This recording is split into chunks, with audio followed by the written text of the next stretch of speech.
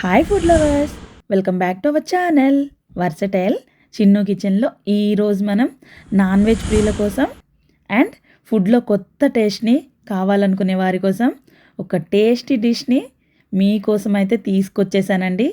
చిక్కటి గ్రేవీతో నోటికి కమ్మగా తింటూ ఉంటే ఇంకా తినాలనిపించేంతగా రుచిగా అయితే ఉంటుందండి. ఈ కర్రీ టేస్టీగా ఉంటుంది. ఇంకెందుకండి ఆలస్యం, వీడియోని స్టార్ట్ చేసేద్దాం పదండి. ఈ కర్రీ 3x క్వాంటిటీతో కర్రీ ఇంగ్రీడియంట్స్ని చూపెడుతున్నాను. 2 small size onions, 2 medium size tomato, medium సైజ్లో కట్ చేసుకొని పక్కన పెట్టేసుకుందాము. నేను 2 డ్రమ్ స్టిక్స్ని తీసుకుంటున్నాను.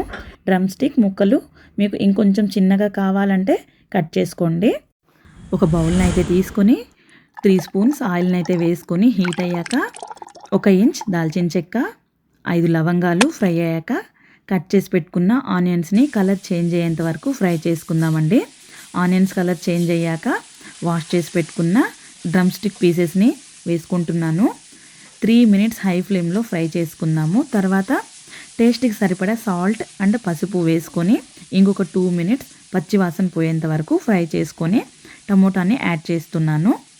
టమోటా తొందరగా సాఫ్ట్ అవడానికి మూతనైతే పెడుతున్నాను. ఫ్రెష్గా గ్రైండ్ చేసి పెట్టుకున్న జింజర్ గార్లిక్ పేస్ట్ యాడ్ చేసి పచ్చి వాసన పోయే వరకు ఫ్రై చేసుకుందామండి. 1 స్పూన్ రెడ్ చిల్లీ పౌడర్ని యాడ్ చేసుకొని ఫ్రై చేసి గ్రేవీ ఎంత కన్సిస్టెన్సీలో కావాలో చూసుకొని వాటర్ వేసుకుంటున్నాను.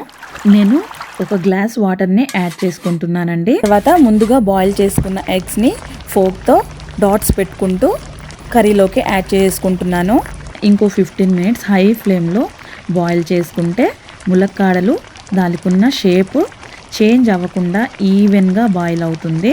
తర్వాత కొత్తిమీర యాడ్ చేసుకొని దింపేసుకొని సర్వింగ్ బౌల్లోకి తీసేసుకొని సర్వ్ చేసేసుకోవచ్చు. టేస్టీ అయిన egg drum stick curry ready అయిపోతుంది.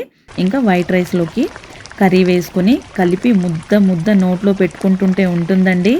సూపర్గా ఉంటుంది. నా వీడియో నచ్చిందా? నచ్చితే ఆలస్యం చేయకుండా ట్రై చేసి టేస్ట్ కమెంట్స్లో అయితే చెప్పేసేయండి. మరి ఈరోజు మీకోసం ఒక టిప్ అయితే చెప్తానండి. ములక్కాడలు పచ్చిగా ఆయిల్లో ఫ్రై చేస్తే కర్రీలో బ్రేక్ అవ్వకుండా ఉంటాయి. నా టిప్స్ ఫాలో అవుతున్నారా? ఇలాంటి మంచి టేస్టీ అండ్ ఈజీ కర్రీస్ కోసం మన వర్సటైల్ చిన్ను కిచెన్ అనే యూట్యూబ్ ఛానల్ని సబ్స్క్రైబ్ చేసుకోవడం మర్చిపోవద్దు.